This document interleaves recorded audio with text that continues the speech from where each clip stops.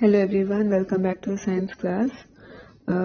So in this video, we'll be discussing briefly about the nucleus once again, alright? Okay, so as we know that the nucleus is like a ball or a sphere in the center of the cell. Animal cell के बिल्कुल center में होता है, alright? और यहाँ पे मैं एक गोला सा बना देती हूँ, ठीक है? Basically ये जो पूरा है, this is the nucleus, alright? LEUS होता है, alright? और ये एनिमल सेल के सेंटर में होता है, लेकिन प्लांट सेल्स में क्या होता है कि जैसे अगर ये आपका प्लांट सेल है तो most of the volume is occupied by the vacuole और न्यूक्लियस यहाँ पे आ जाता है साइड में, ठीक है, डिस्प्लेस हो जाता है। ऑलराइट, सो अब न्यूक्लियस का स्ट्रक्चर कैसा मैंने पहले बताया था, जिस made up of double membrane होता है वो, है ना। So if I draw this और उसके साथ में इस तरह मैं कॉल ड्रॉ करी, इसमें जो डबल मेम्ब्रेन है ये दो ऐसे सर्कल्स मतलब दो सर्कल्स का बना हुआ, ठीक है। बीच में मैं साथ में इसमें न्यूक्लियर पोर्स ड्रॉ कर देती हूँ ऐसे, मतलब मेम्ब्रेन के अंदर, दो मेम्ब्रेन्स के अंदर जो है, दीज आर द होल्स और पोर्स, ठीक है ना, जिनको हम क्या बोलते हैं, वी कॉल देम न्यूक्लियर, इसमें AR आएगा, ठीक है, न्यूक्लियर पोर्स, ठीक है। एंड इनका क्या मेन फंक्शन है,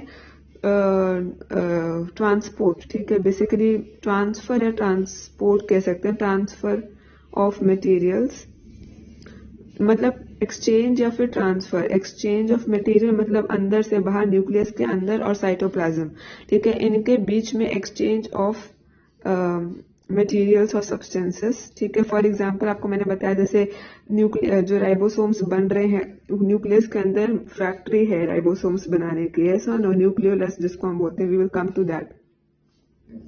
सो उसमें अगर जो भी प्रोटीन या कुछ अगर बन रहा है वो फैक्ट्री के अंदर, जो कि राइबोसोम्स में यूज होगा, ठीक है, मतलब राइबोसोम बनाने के लिए जो भी यूज होगा, ठीक है, जो न्यूक्लियस में बन रहा है, ठीक है, वो कहाँ से आएगा, वो न्यूक्लियर पोर से आएगा बाहर की तरफ, दिस इज द न्यूक्लियस, ठीक है। और यहाँ पे आपके मैंने बताया था, यहाँ पे एंडोप्लाज्मिक रेटिकुलम में कुछ इस तरीके से बना होता है, ठीक है, जो कि आपका पूरा ट्यूब्यूल्स के फॉर्म में होता है, ठीक है, ट्यूब्यूल्स के फॉर्म में ऐसे पूरा स्प्रेड होता है, ठीक है। और इसके साथ में मैंने बताया था कि कुछ इस तरीके के मतलब होते हैं, दीज आर योर क्या बोलते हैं, स्मूथ वाला, और दूसरा हो गया आपका, यहाँ पे मैं अगर डॉट्स बना दूं तो ठीक है, ये आपका रफ हो गया जिसमें मैंने राइबोसोम्स ऊपर बना दिए, और यहाँ बीच में मैं न्यूक्लियस बना दिया मान लो, ठीक है, ये न्यूक्लियस ही हो गया ब्लैक कलर वाला, ओके। अब न्यूक्लियस में राइबोसोम बनाने की मशीन है, ठीक है, तो यहाँ से जब जो मशीन में जो भी चीजें अवेलेबल है, मतलब जो चीजें चाहिए राइबोसोम बनाने के लिए, वो न्यूक्लियस के अंदर है, ठीक है। तो क्या होगा कि न्यूक्लियस जो वो चीजें वो बाहर की तरफ भेजेगा, ठीक है, तो वो यहाँ से यहाँ बाहर की तरफ आएंगे, ये न्यूक्लियस और ये साइटोप्लाज्म है सारा, ये सारा साइटोप्लाज्म है, ठीक है। इसके अराउंड आपको ये दिखेगा, that is your endoplasmic reticulum, ठीक है, ये भी साइटोप्लाज्म है, ये वाला पार्ट, ठीक है, और ये बाहर यहाँ भी साइटोप्लाज्म है, ठीक है ना। तो आपका जो न्यूक्लियस है वो जो भी राइबोसोम्स बनाने के लिए चाहिए वो अंदर से, यानी न्यूक्लियोलस, मान लो मैंने ये न्यूक्लियोलस बना लिया, ठीक है, मान लो मैंने न्यूक्लियोलस बना दिया ब्लू कलर का, ठीक है, न्यूक्लियस के अंदर। अब यहाँ पे राइबोसोम्स बनाने का जो भी मटेरियल है वो यहाँ से बाहर की तरफ आएगा, ठीक है ना, इनटू द साइटोप्लाज्म, और फिर वहां से वो एंडोप्लाज्मिक रेटिकुलम पे जाएगा यहाँ पे, ठीक है, जहाँ पे वो राइबोसोम्स बनेंगे, राइबोसोम्स बन के फिर उस पे लग जाएंगे, है ना, लग जाते हैं राइबोसोम्स बन के उस पे लग जाते हैं। ऑलराइट, सो ये आपके जो डॉट्स है ये राइबोसोम्स हैं, ठीक है, ये आपके न्यूक्लियोलस में जो मटेरियल था बनने का, ठीक है, जो भी राइबोसोम्स बनाने का मटेरियल था वो न्यूक्लियस से बाहर आया साइटोप्लाज्म में, और फिर वो एंडोप्लाज्मिक रेटिकुलम के अंदर गया और वहां पे राइबोसोम्स बने हैं, ठीक है ना। तो ये SER है लेफ्ट वाला, जहाँ पे राइबोसोम्स नहीं है, ठीक है, ओके। और एक और चीज आपका, तो हाँ मैं ये बोली थी कि न्यूक्लियस के अंदर से कैसे निकल रहे हैं जो भी चीजें हैं, मतलब न्यूक्लियस और साइटोप्लाज्म के बीच में जो मटेरियल्स का एक्सचेंज हो रहा है या सब्सटेंसेस का एक्सचेंज हो रहा है, वो through nuclear pores, basically nuclear pores act as windows, ठीक है, दे एक्ट एज विंडोज, ठीक है, for exchange of materials, for exchange, आप पॉज करके देख सकते हो, फॉर एक्सचेंज ऑफ मटेरियल्स, ठीक है, बिटवीन न्यूक्लियस मटेरियल्स। अब साइटोप्लाज्म से भी अंदर कुछ एंजाइम या कोई चीज अगर भेजनी है न्यूक्लियस के अंदर तो वो भी थ्रू न्यूक्लियर पोर्स ही जाएगी, ठीक है ना। पोर्स का मतलब ही होल या विंडो टाइप हो गया। For exchange of materials between cytoplasm and nucleus. Alright, cytoplasm and nucleus. Okay, I hope this is clear. ठीक है, न्यूक्लियर पोर्स का क्या फंक्शन है, ये आपकी डबल मेम्ब्रेन जो होती है उसके अंदर होते हैं न्यूक्लियर पोर्स। ओके, नाउ अब नेक्स्ट चीज क्या है देखने वाली कि न्यूक्लियस के अंदर क्या है। सपोज सिर्फ न्यूक्लियस मैंने बनाया है, ठीक है, इसके अंदर अगर मैं ये बना देती हूँ this is the nucleolus for example, ठीक है, और बाकी का ये मैंने कुछ ऐसे धागे जैसे बना दिए, ठीक है। आई टोल्ड यू कि इसमें यहाँ पे मैं ना कुछ ऐसे डॉट्स ही बना देती हूँ, ठीक है, धागों के ऊपर, आपको पता लग जाएगा डॉट्स है क्या। ये जो डॉट्स हैं दीज आर योर हिस्टोन्स, जो मैंने कल बताया था, these are the proteins, histones जिनको बोलते हैं, ठीक है। जो क्रोमैटिन मटेरियल है ये द ब्लैक कलर थ्रेड, ठीक है, क्रोमैटिन थ्रेड है, क्रोमैटिन मटेरियल, ठीक है। इसी को हम जेनेटिक मटेरियल भी बोलते हैं, जेनेटिक, ठीक है, जेनेटिक मटेरियल, ठीक है, which consist of DNA, deoxyribonucleic acid plus your histones, ठीक है। ये दोनों मिलकर आपका क्रोमैटिन मटेरियल बनाते हैं, ठीक है। ये सारा मिलकर आपका ये क्रोमैटिन मटेरियल बन गया। ये हो गया आपका न्यूक्लियोलस, ठीक है। ये आपका स्ट्रक्चर हो गया, स्ट्रक्चर की बात हो गई। अच्छा, एक और चीज, क्रोमैटिन थ्रेड जब आपको बताई थी, जब सेल जब आपको भी मैंने बना के दिखाया था, वो सेल तब ऐसा दिखता है माइक्रोस्कोप से जब वो डिवाइड ना कर रहा हो, ठीक है। जब वो डिवाइड ना कर रहा हो तब जो क्रोमैटिन है वो थ्रेड जैसी दिखती है, ऑलराइट। लेकिन जब सेल डिवाइड कर रहा होता है, ठीक है, जब सेल को डिवाइड करना होता है तब क्या होता है, सेल में कुछ ऐसे चेंजेस होते हैं, ठीक है। वो क्या चेंजेस होते हैं, जैसे कि मैंने सेल बनाया है और आपका ये न्यूक्लियस है। पहले ऐसा था, यहाँ पे अलग अलग ऑर्गेनल्स, हमारा माइटोकॉन्ड्रिया बना दिया, यहाँ पे मैंने ऐसे वो बना दिया अपना जो ईआर बना दिया, ठीक है, यहाँ पे मैंने ऐसे गोल्जी बोली ऐसे बना दी, ठीक है। और आपका बाकी और दूसरे वैक्यूल्स वगैरह ये सब यहाँ बना दिए मैंने, ठीक है। तो ये आपका पूरा एक सेल है जो कि अनडिवाइडेड स्टेज पे है, मतलब डिवाइड नहीं कर रहा है, ठीक है। लेकिन जैसे ही सेल जो है वो डिवाइड करना शुरू करता है तब क्या होता है, हमें माइक्रोस्कोप से ऐसा नहीं दिखेगा सेल जैसे भी आपको दिख रहा है, ठीक है।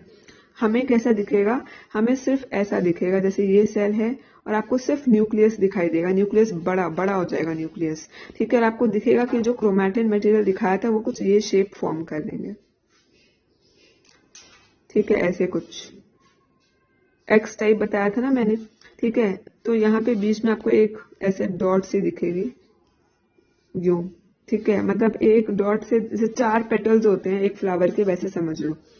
तो क्रोमैटिन मटेरियल अब क्या है, वो इट हैज वो ये इनको हम क्या बोलते हैं, इनको हम बोलते हैं क्रोमोसोम्स, ठीक है, क्रोमोसोम्स, ठीक है। तो क्रोमैटिन मटेरियल जो है वो क्रोमोसोम्स में डिवाइड हो गया। अब जब आपको बोला है एक पेरेंट सेल बनाया मैंने, ये एक पेरेंट सेल है, ठीक है।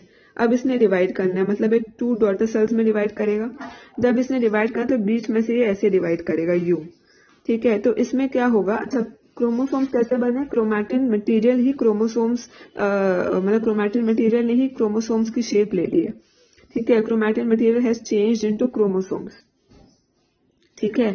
अच्छा, अब क्या हुआ, जब सेल डिवाइड करेगा तो ये बीच में से ऐसे यूं डिवाइड करेगा तो ये दोनों साइड, ये जो आधे आधे जो बाहें हैं इसकी, दोनों उसमें चली जाएंगी। मतलब ये पहले क्या होगा कि डबल हो जाएगा, जो आपका क्रोमैटिन मटेरियल है वो डबल हो जाता है, ठीक है। जितना भी आपका थ्रेड है ना पहले वो डबल हो जाएगा, 2 बन जाएंगे, ठीक है। उसके बाद ये क्रोमोसोम्स का पार्ट लेगा, इस तरह बन जाएंगे, और फिर ये बीच में से इसे डिवाइड करेगा तो क्या बनेगा आपका, ऐसे डिवाइड किया, एक यहाँ आ गया, ठीक है, जिसमें एक यहाँ आपका क्रोमोसोम हो गया, ठीक है, ऐसे यूं, और एक आपका यहाँ पे आ गया कुछ इस तरीके से, ठीक है। ठीक से बना नहीं है, somehow like this, कुछ इस तरीके से, ठीक है। ये आपके ऐसे 2 अलग अलग हो गए और सेल बीच में से ऐसे कट जाएगा, ठीक है। तो मतलब 2 अलग अलग सेल्स बनेंगे, एक ही सेल बीच में से कट के आपका 2 में डिवाइड हो जाता है, ठीक है। तो एक क्रोमोसोम वहां चला गया, एक क्रोमोसोम यहाँ, तो मतलब क्या हुआ कि दोनों जो है, मतलब बेसिकली हो क्या रहा है कि जो क्रोमोसोम है या क्रोमैटिन मटेरियल है, ठीक है, उसमें क्या होता है, this made up of DNA, I told you, एक सेकेंड, क्रोमोसोम्स, ठीक है। क्रोमोसोम्स किससे बने हैं? क्रोमैटिन मटेरियल से, ठीक है। क्रोमैटिन मटेरियल किसका बना होता है? डीएनए का मटेरियल, ये लिखा मैंने डीएनए का। डीएनए क्या होता है? डीएनए कंटेन्स जेनेटिक इंफॉर्मेशन, ठीक है। इट कंटेन्स जेनेटिक इंफॉर्मेशन, मतलब जैसे आपको बताया जो दो सेल्स बने थे ना, डॉटर सेल्स, वो बिल्कुल सेम टू सेम थे पेरेंट सेल के, बिल्कुल सेम टू सेम। ऐसा मान लो जैसे जो पेरेंट है उसके जो बच्चे हो रहे हैं उनकी शक्लें भी उनसे मिल रही हैं पेरेंट्स से, उनके सब कुछ जितने भी फिजिकल ट्रेट्स हैं वो सारे मिल रहे हैं, ठीक है। मतलब शक्ल भी मिल रही है, आईज का कलर और ये सब, हाइट भी, सब कुछ सेम टू सेम बिल्कुल, ठीक है। तो क्या है, वैसे ही जो सेल है, पेरेंट सेल ने जब डिवाइड किया तो दो जो सेल्स बने हैं उससे, ठीक है, वो बिल्कुल they are same to same, एक दूसरे के बिल्कुल सेम टू सेम है, और जो पेरेंट सेल था उसके भी बिल्कुल सेम टू सेम है। तो ऐसा क्यों हुआ? क्योंकि जो डीएनए वो जेनेटिक इन्फॉर्मेशन स्टोर करता है। जब वो हमको पता है डीएनए डबल हो गया था, ठीक है, वो डबल हो गया था, उसके बाद वो डिवाइड किया है कि नहीं। तो उसमें क्या हुआ है कि जो जेनेटिक इन्फॉर्मेशन थी वो दोनों में सेम सेम जेनेटिक इन्फॉर्मेशन चली गई in the form of DNA, है कि नहीं। डीएनए कंटेन्स जेनेटिक इन्फॉर्मेशन, ठीक है। और डीएनए क्रोमैटिन मटेरियल बना है, क्रोमैटिन मटेरियल से क्रोमोसोम्स बने हैं जो कि दोनों सेल्स में सेम सेम चले गए हैं, ठीक है। वही उसकी एग्जैक्ट फोटोकॉपी हुई है बेसिकली, ठीक है, ऐसे समझ लो। तो जो जेनेटिक इन्फॉर्मेशन है, it is pass from the parents to the daughter cell, parents to the daughter cell, ठीक है। इसमें सन सेल नहीं होता है, इसमें सिर्फ डॉटर सेल होता है, ठीक है। डॉटर सेल्स, ठीक है। तो DNA contains the genetic information which is passed on from the parents to the daughter cells. Alright, I hope this is clear कि क्या। और अच्छा, एक और बात, जो आपका डीएनए मैंने बताया था उसमें बीच में ना ऐसे सेगमेंट्स होते हैं, ठीक है। डीएनए के बीच में ऐसे सेक्शंस होते हैं, हर एक सेक्शन को हम क्या बोलते हैं? जीन। उसी से नाम पड़ा है जेनेटिक मटेरियल, जिसको हम क्रोमैटिन मटेरियल भी बोलते हैं, ठीक है। डीएनए के जो सेक्शन है उसको हम जीन बोलते हैं, ठीक है। ये पूरा आपका ये डीएनए क्रोमैटिन मटेरियल का थ्रेड है, थ्रेड के सेक्शंस होते हैं, ठीक है। उसको हम एक सेक्शन, कोई भी सारे सेक्शंस को हम जीन बोलेंगे, जीन 1, जीन 2, ऐसे करके, ओके। बस इतना याद रखना, genes refer to the sections of DNA, that's all.